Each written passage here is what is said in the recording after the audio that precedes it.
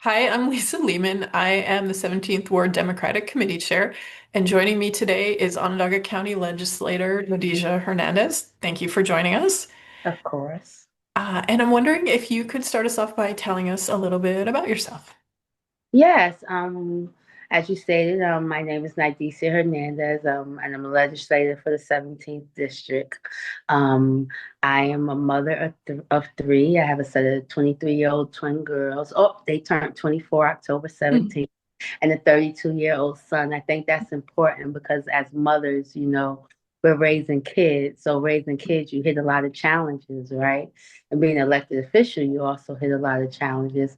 I'm a graduate of Syracuse University. I have my undergrad from there in legal studies. I have a paralegal certificate, and I also have my master's from there in education. Um, I grew up downstate in the Bronx, but I came here at age 16 to Liverpool High School.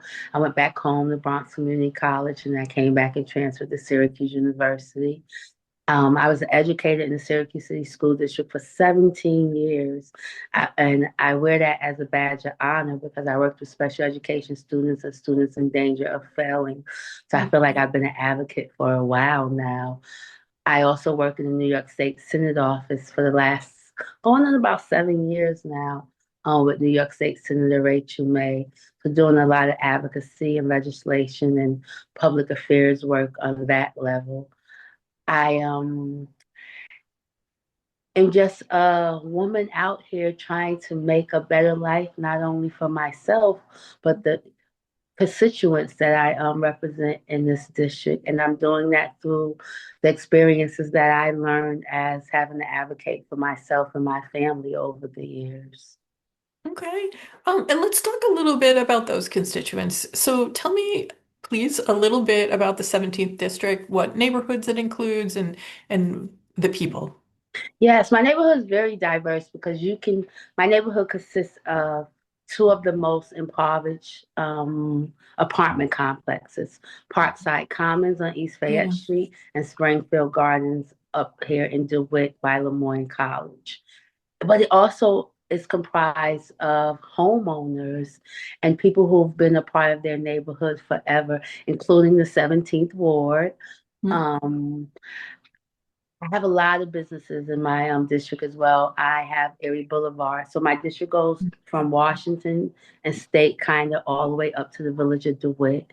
Mhm. Um, I have not Shopping Town Mall in my district, but the other Mhm. side of the street, my district in Israel, right? So it's very unique because it's very diverse in not just the type of residents that live there and the type of, different backgrounds they have, but with businesses, with libraries, with impoverishment. And we're starting to see a lot of homelessness. We just Mhm. had Catholic Charities built on Erie Boulevard too. We're starting to see a lot of panhandling and things like that in our district. As we know, the whole county of Onondaga County is kind of suffering right now. And while you mentioned that, that's clearly one of the issues of concern in the district. What are some of the others? What do you see as the top areas of concern for your district? And when I first went into office, this is not minute because it's important to us, right? We have a lot of families and we want to walk. But I received so many phone calls Mhm. talking to me about, and I had to let them know it's more of a city issue, but talking to me about sidewalks and how they wanted walkable neighborhoods and yeah. how they wanted to be able to ride their bikes straight down Springfield, um, Salt Springs Road and not have to, stop and cross over to the other side of the street because the sidewalk Yeah. ends on this street. There was a lot of that.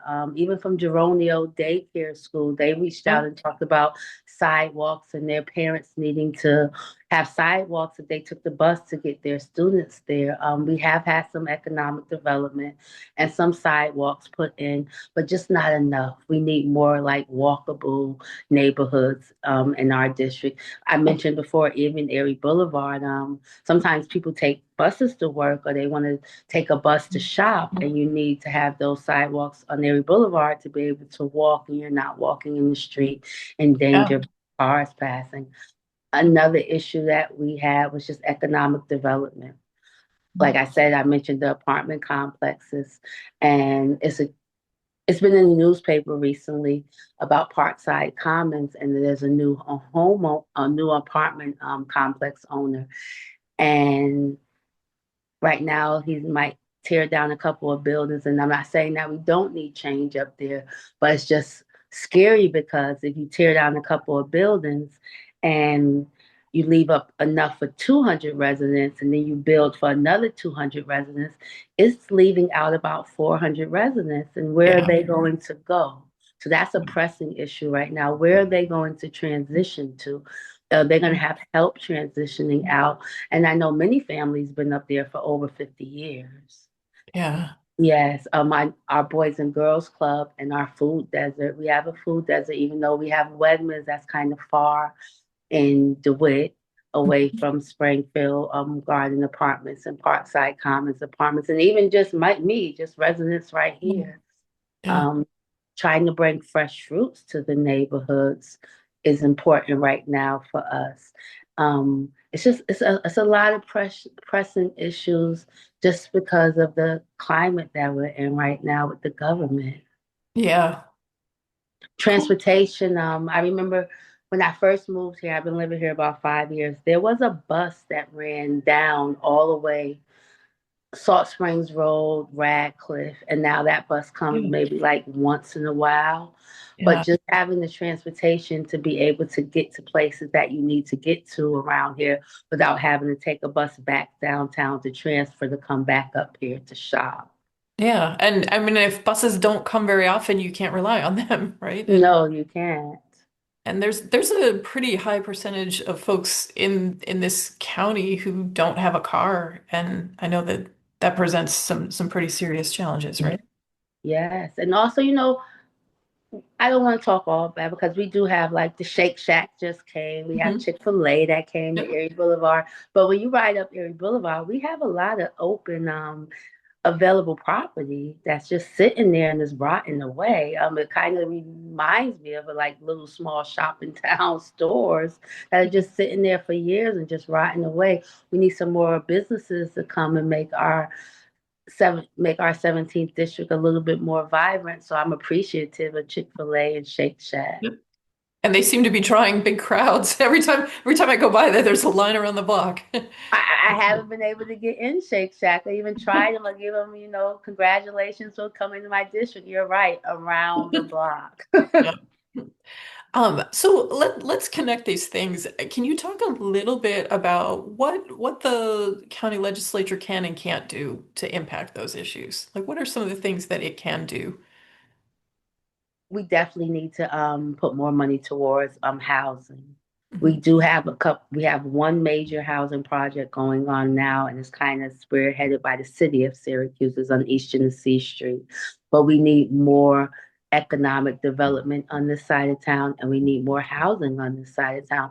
There's a lot of open lots and empty factories on this side of town that have been just sitting here, and I would love to see them have affordable housing and mixed use residential living in them. When I say affordable, I don't mean just for working families. I mean Section 8, public Yeah. assistance, and everyone who can afford to live there. And the county, we can invest more money Mhm. into our OCHIP program. There's a lot of money funding there, but we can make sure we utilize it in the right way, that we're supporting economic development and bringing more affordable housing to this district, Okay. especially with Parkside's Commons about to be taken down, some Yeah. of the buildings. Okay. And then, so I'm curious, what you're serving now and you're running for reelection. What made you decide to run in the first place, and what makes you want to run for reelection now? What motivates you? Well, I first ran in 2019 in the town of Clay. Hmm. And that was more about transparency and I hate to say this, really not hate, but I don't like to say this because I'm running on the polls, but there was a county legislator in the town of Clay that ran on the polls all the time, and he went from school board to town board and all the way up. He was every slate of elected official you can have, and I just didn't see change. I was a resident Yeah. of Clay of Liverpool, New York for around 30 years at that time. Wow, that's a long time. And our roads conditions were horrible out there. Our infrastructure just wasn't what we needed out there. And we had a lot of impoverished constituents out there, and the time just wasn't taking the focus on that, right? We were focusing on the big homes and Yeah. big business, but we wasn't focusing on those who represented me, myself. And my family lived out there. My cousins went to Liverpool High, my son, my kids. I even attended Liverpool High. And I didn't know what a county legislator was. And we weren't able to see meetings live streamed or anything like that. I did run, I was hopeful. We all run to win, right? But I Yeah. knew I probably wouldn't have won. But at the same time, I knew I would make a difference and make some things happen. And during my run in 2019, I started seeing some infrastructure changes, Ah, paved very some good. roads, Yeah. like did some things, It makes right? a Because you difference had when a people challenge. try, right? Yeah. Yeah. Like I have a challenger, I better get out here and do some things. Yeah. But then my son got 100 on his fireman exam, and he didn't realize it Excellent. was Syracuse. And I'm like, Andrew, Liverpool is volunteer, Syracuse is paid, and that's the test you took and got 100 on. And if I don't win the seat, we can move to Syracuse as a family. All my kids are done with Liverpool High. I do most of the things in Syracuse, and I'm driving back and forth. I didn't move to Syracuse with intentions to run. Yeah. As you know, I stand on Linda Irvin's shoulders. Mhm. Linda Irvin approached me, not my this time when I ran, but she approached me and she said, I'm not going to sit in the seat forever, and I would like you to Mhm. step up. I see the things that you're doing in the community. I see the type of person you are, and I would like you to run for office. I was like, Linda, I'm not ready. I didn't move to Syracuse to run. We're in a pandemic. Like, I'm not here for that. Yeah. And she sat me down, and she sat Sam Roberts' son down, Hmm. and we didn't run. And Mhm. then 2 years went by, and Mhm. she said, "Well, look, I'm done." Yeah. And I'm like, "Okay, wait a minute. Let me rethink this because we do want to place Yeah. a person in this seat that is caring and cares about this district, knows this district, and wants to serve." And me wanting to serve. And I worked at Nottingham High School for 10 years. My Mhm. kid's grandmother lived in Parkside Commons. I spent a lot of my youth time in this district. My son spent his time at Sewell Branch Library. They were actually my daycare provider while I was at Nottingham. He would go there from H.W. Smith. Mhm. At that time, I only had him, and I didn't have a babysitter, so they allowed him to go, to H.W. Smith instead of being left in Liverpool alone. Um, and I know this district. Like, this is a district, even though I live in Liverpool, this is a district where I kind of grew up in, and I feel like it's home anyway. So being able to represent this district is really something that's really dear to heart to me. Excellent. And I love that Linda Irvin did that because often, we see fewer women running for office than men sometimes because no one suggests it to them. No one reaches out. So I'm so happy she did that. No, and I also stand on the one lovely Winslow's. She also was a Yeah. county legislator here Yeah. too. And this is when I was younger, and I didn't even know anything about county legislature because you know how we move out of our parents' home and we say we're going to be grown. So I did live on Genesee Park Drive at one point, and I wanted to work for the county. They had a summer program, and they said, well, for you to work for the county, you have to find an elected official in your district to sign off on you. Mhm. And that elected official was Lovely Winslow. So it kind of like pulls back full circle. It's kind of amazing. Nice. So I'm wondering for those who are constituents of yours who might have a concern in the district, what is the best way for them to reach out to you? What is the best way to communicate? We love AI, right? But I'm learning that Mhm. that Google number that Mhm. we create, if Mhm. it's not utilized a lot, that it's kind of taken away if you don't get phone calls. And I had it for 2 years now, so I'm learning that people have been reaching out to that number. It's not correct number. Oh, okay. Yeah, you can reach out to me through email. You can Okay. send me a Facebook messenger. I'm going to give you my email right now. Okay. It's my, the county, it's my first and last name. And we know I have a very unique Okay. first name. So Yes. it's Nodesia Mhm. Hernandez, Hernandez at ongov.com. And Okay. my name is so unique that I get to use it for email, Facebook, and everything without having to add anything. They can send me an email at nidesia@gmail.com. I'll get it. They can Okay. inbox me through Okay. Messenger. Yeah, it's that serious. I didn't have to add a We'll one. put the OnGov one in the comments for Yes, people. And yes. excellent. And then if somebody would like to get involved with your campaign, it's same or is there a different way to reach you for that? Well, I also have my campaign email account that is Nidesia417, easy Okay. enough, Okay. at gmail.com. I am really looking for people to help me with AI, to help me, step up my video games and Mhm. my presence on social media. I take a lot of pictures of places I go, but to just have some more, you know, information based social media. So if anybody's out there in the tech world that want to help me with a Right. website or anything like that, please reach out. I'm looking for interns. Hopefully someone out there will see this opportunity and reach out. And don't forget, we don't, even though we're running this year, November is close, I still need you because we're running again next year because it's even year election. Yes. Yes. Okay. So the All right. turnaround is going to be quick. Yep. All right. Thank you so much for joining us today. And for all you out there, we'll leave in the comments the best way to reach counselor, it's not counselor, legislator, County legislator. legislator Hernandez. And please, if you found this content helpful, please give this video a like and remember to subscribe to our channel to hear from all of our great candidates and elected officials. Thank you very Yes, much. and Lisa, thank you so much for doing this. This is amazing because you're right. There's so many different ways to make sure that you reach out, that you get the information, that you educate.